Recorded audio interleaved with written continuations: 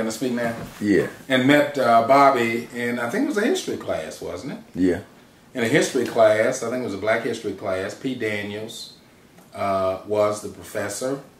And of course I was a history major, so I'd already gone through Western Civ, American history, and I was taking some elective history courses, so I was pretty well versed, even in African American history, and was I was a pretty good history student because I also went to graduate school in history.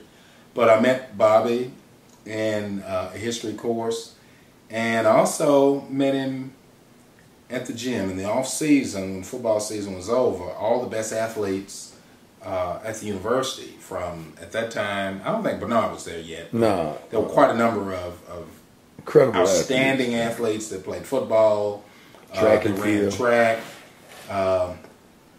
Jeter, who was a high jumper. No, Jeter. That was Wilson. Wilson. Yeah. Tony Wilson, Nancy Wilson's brother, was a world-class high jumper. He'd already jumped 71. Right.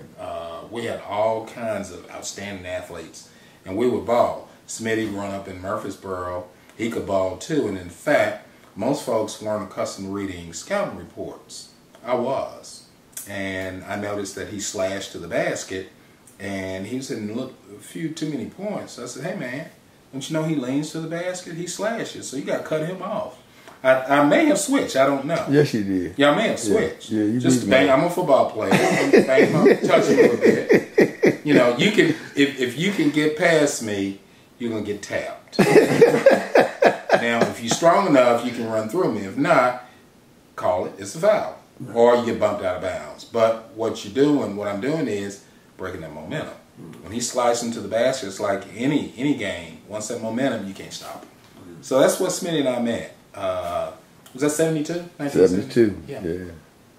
Yeah. The rest is history. You know, he's gone on to do work out in L.A., and I've pretty much went to graduate school, went to the University of Tennessee, University of Texas, and settled down now. I'm a public health manager and living out in semi-country and enjoying it.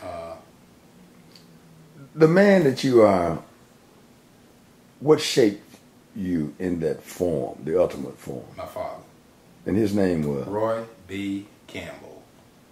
Largely uneducated. When I say that, he went to the 8th grade, but he did get an education in the Second World War.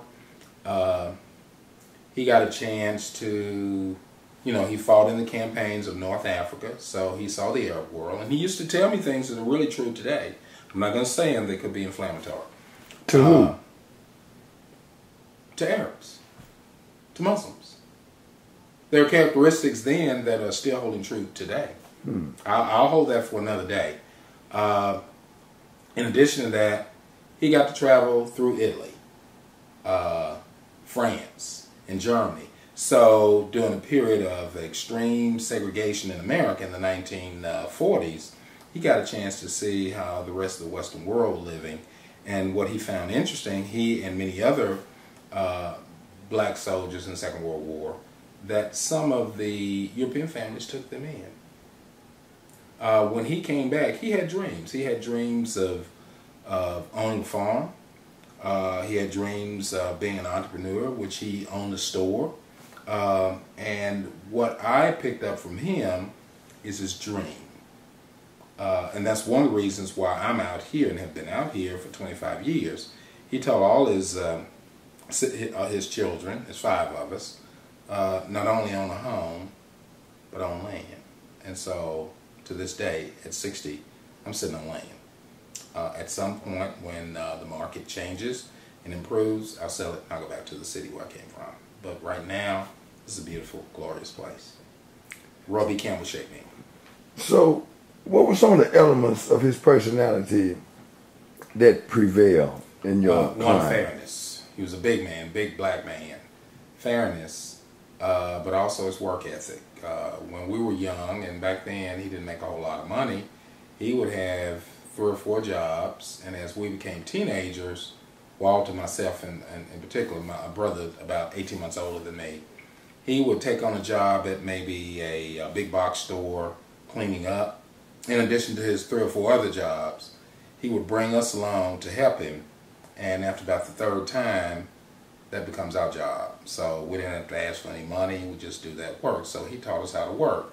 He also taught us how to use farm equipment as teenage boys. So when he would go out and bush hog people's yards, he would take us, and so we would handle, if you know anything about a Gravely tractor, a Gravely can get out of hand. It's a 2-wheeler with a rotor like a tractor, and it's very powerful. If you're not careful, it'll cut you up. Hold on there.